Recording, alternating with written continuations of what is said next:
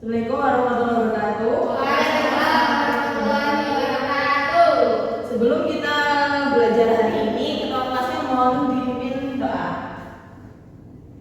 Baik, sebelum memulai pelajaran, marilah kita bersama-sama berdoa menurut agama dan keyakinan masing-masing.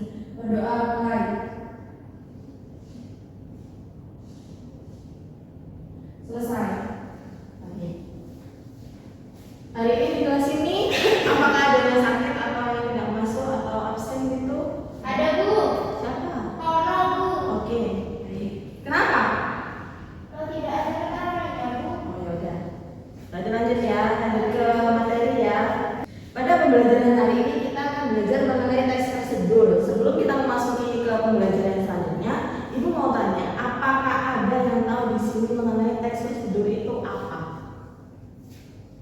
Apa? Oke, baik Saudari Putri, benar. Yang dimaksud dengan teks prosedur itu adalah teks prosedur adalah teks yang berisi langkah-langkah mengenai suatu aktivitas atau kegiatan untuk menyelesaikan suatu pekerjaan. Nah, teks prosedur juga biasa digunakan sebagai panduan bagi seseorang ketika membuat atau menyusun sesuatu. Teks prosedur juga memiliki jenis-jenisnya.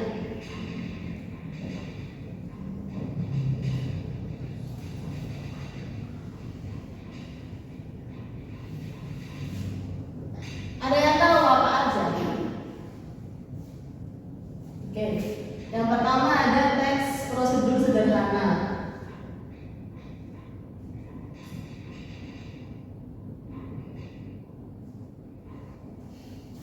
Nah, teks prosedur yang dimaksud dengan teks prosedur sederhana itu adalah teks prosedur yang biasanya terdiri dari 2 atau 3 langkah saja. Contohnya ada cara mengoperasikan kompor.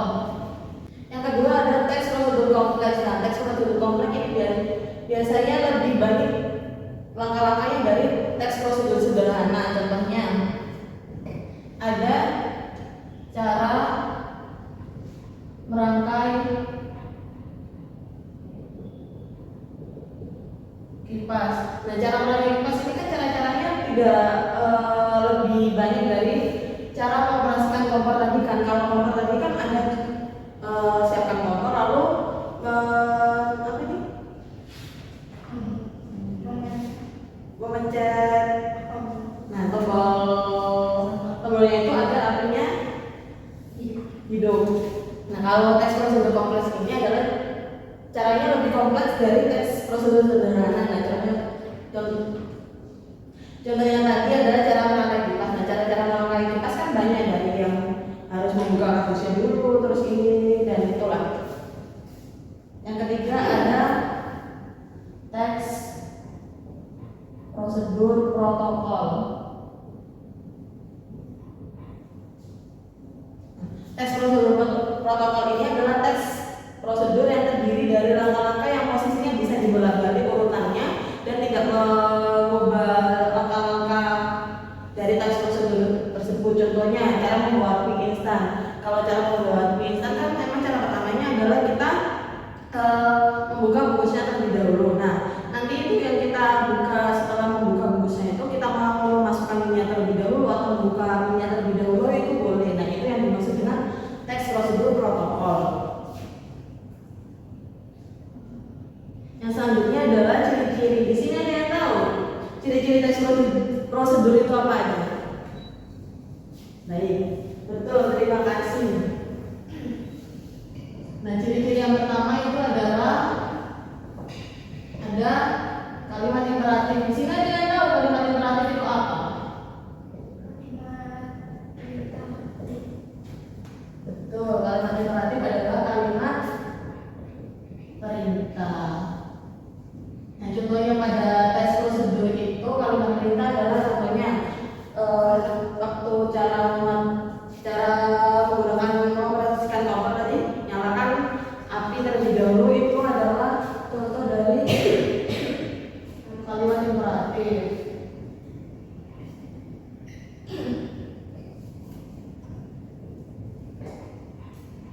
Yang kedua ada yang pastinya ada langkah-langkah. Karena teks prosedur adalah teks yang berisi langkah-langkah. Yang ketiga ada kata kerja aktif. Yang keempat ada konjungsi. Ada yang tahu konjungsi itu apa? Konjungsi adalah kata yang menghubungkan antar kalimat. Contohnya apa? Dan terus atau dan lain-lain. Yang kelima terdapat alat dan barang. Yang namanya teks prosedur kan cara melakukan sesuatu pasti ada alat dan bahan yang digunakan. Yang keenam ada kata keterangan. Kata keterangan ini biasanya digunakan untuk menunjukkan suatu waktu, cara, atau suatu kegiatan. Yang selanjutnya adalah struktur teks prosedur. Struktur teks prosedur itu ada 3. Yang pertama itu tujuan. Nah, tujuan ini digunakan biasanya terdapat pada awal kegiatan teks prosedur untuk menyatakan tujuan pembuatan teks prosedur tersebut. Yang kedua material. Material ini biasanya berisi mengenai alat dan bahan yang digunakan untuk proses pembuatan teks prosedur tersebut. Yang ketiga, teks prosedur terdapat langkah-langkah. Namanya juga teks prosedur pasti tentunya ada langkah-langkah yang digunakan. Nah, yang selanjutnya kita akan belajar mengenai kaidah kebahasaan yang ada di teks prosedur. Ada yang tahu kaidah kebahasaan teks prosedur itu apa? Oke, betul. Nah, kaidah kebahasaan dalam teks prosedur itu adalah aturan-aturan atau peraturan yang digunakan dalam penulisan teks prosedur. Yang pertama ada kalimatnya. Kalimat ini tidak hanya berupa kalimat, tapi ada kalimat, ada jenis-jenis kalimat yang digunakan. Yang pertama ada kalimat imperatif. Nah, kalimat imperatif tadi kan kalimat yang digunakan untuk memerintah di dalam teks prosedur. Yang kedua ada kalimat interrogatif. Nah, kalimat interrogatif ini adalah kalimat tanya yang digunakan dalam teks prosedur. Nah, yang ketiga ada kalimat deklaratif. Nah, kalimat deklaratif ini adalah kalimat yang menyatakan suatu pernyataan dalam teks prosedur. Nah, dari sini ada yang ditanyakan. Oke, nah kalimat imperatif tadi kan contohnya itu ada matikan kompor, nyalakan kompor, dan sebagainya. Nah, kalau dalam kalimat interrogatif ini biasanya itu terdapat di awal atau di akhir gitu. Contohnya itu pernahkah kalian membuat bolu tanpa menggunakan oven? Kan kalau bolu kan bisa digunakan oven, dikukus atau sebagainya. Nah, yang terakhir ada kalimat deklaratif. Nah, kalimat deklaratif ini contohnya suatu pernyataan yang contohnya itu misal ini tadi kan saya mencontohkan suatu bolu ya. Nah, contoh pernyataannya bolu bisa bisa dimasak menggunakan oven atau kukusan. Yang selanjutnya adalah konjungsi. Nah, konjungsi yang digunakan dalam teks prosedur itu ada 2. Yang pertama ada konjungsi persyaratan dan konjungsi temporal. Nah, konjungsi persyaratan ini biasanya contohnya itu ada di kata jika, bila, andai, dan seterusnya. Kalau temporal ini biasanya kemudian, setelah itu, dan sebagainya. Yang ketiga ada numeralia. Dan numeralia ini adalah kata bilangan yang digunakan untuk mengurutkan suatu langkah-langkah dalam teks prosedur. Contohnya itu kata pertama, kedua,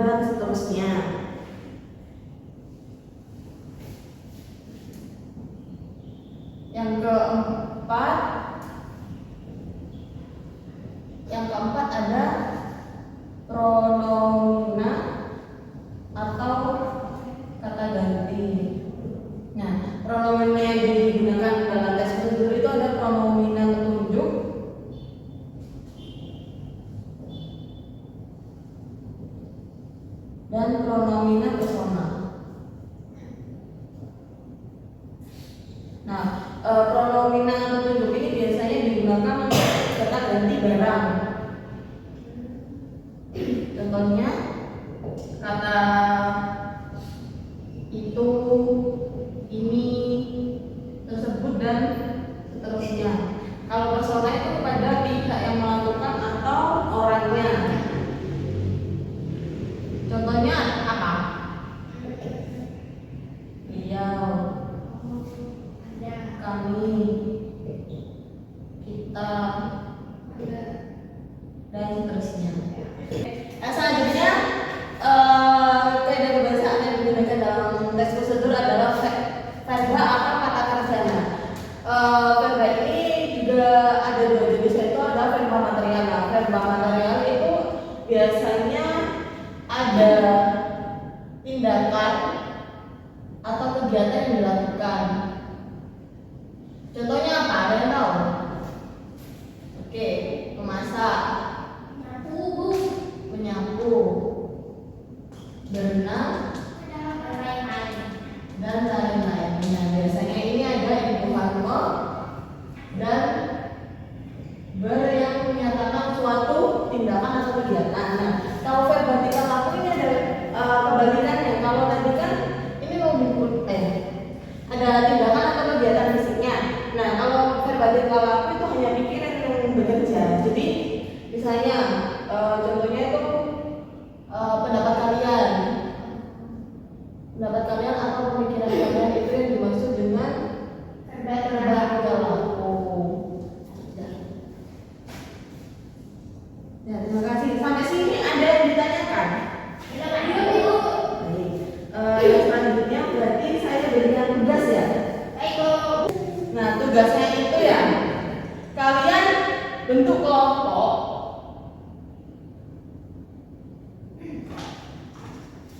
3-4 orang, lalu kalian buat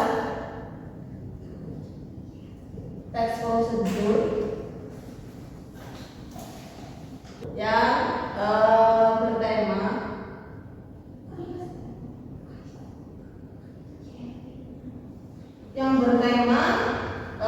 membuat masakan atau makanan ya, dari Indonesia. Makanan Indonesia. Ya, makanan Indonesia. Bikin medbol nggak apa? Bikin medbol. Boleh. Boleh. Itu pas mana? Itu sama Bu. Oh iya, boleh. Pokoknya tugasnya ada ini. Jadi dihubungkan dengan teks prosedur, dihubungkan dengan budaya Indonesia. Kan bisa kan ya? Bisa Bu. Kalau tanya ini kan cuma berdua. Si Omong kan nggak masuk. Nggak apa-apa ya Bu berdua. Nggak apa-apa. Ya, sama-sama. Mau buat apa tadi? Membuat medbol Bu. Oke.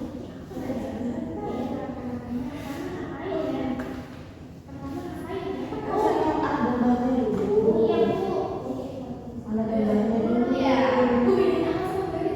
Kalau alat kan barangnya, kalau barang itu bahan-bahannya kalian gunakan. Misalnya kalau tepungnya nanti, tempenya. Iya. Kalau alatnya tuh mangkok, terus Panci gitu ya Bu ya. Cobek. betul, betul. Nah, seperti itu. Sudah? Sudah ditemukan. Nih Bu. Baik. Tulisannya ya Bu. Tadi apa? Tulisannya jelek. Silakan bertanya. Oke, baik. Terima kasih ya. Ya Bu. Nah, dari pembelajaran hari ini, kalian nangkap apa? Arti dari teks prosedur. Oke. Nah, teks prosedur tadi kan punya ciri-cirinya, strukturnya, terus kaidah kebahasaan yang digunakan dalam teks prosedurnya itu kan. Ada jenis-jenisnya juga. Oh iya, ada jenis-jenisnya juga. Dari situ, ada yang kalian tanyakan lagi atau sudah paham semuanya? Sudah cukup Ibu. Paham Bu. Baik. Nah, dari pembelajaran teks prosedur ini, tadi kan saya sudah menugaskan untuk membuat teks prosedur yang bertema masakan dari Indonesia ya, khas Indonesia. Nah, kalian sudah mengerjakannya. Nah, jadi teks prosedur itu tidak hanya membuat atau melakukan sesuatu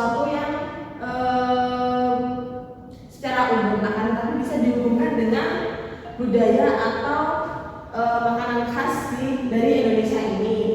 Nah, selain itu, tes prosedur ini juga bisa dikaitkan atau diimplementasikan ke kehidupan sehari-hari. Contohnya, jika kalian sudah dewasa nanti, atau nanti kalian merantau, berkuliah atau bekerja di luar kota, nanti kan kalian perlu tes prosedur seperti ini untuk bertahan hidup. Contohnya tadi memasak, lalu apa ini, benerin genteng kan ada tutorialnya kan? Oh iya, Pak. Lalu untuk membersihkan kamar ada kan tutorialnya. Kalian harus menyiapkan tempelannya, harus menyiapkan softwarenya itu lah. Nah, itu bisa dilakukan dengan kehidupan sehari-hari. Sudah? Baik, Bu. Baik, pembelajaran hari ini kita tutup dengan bacaan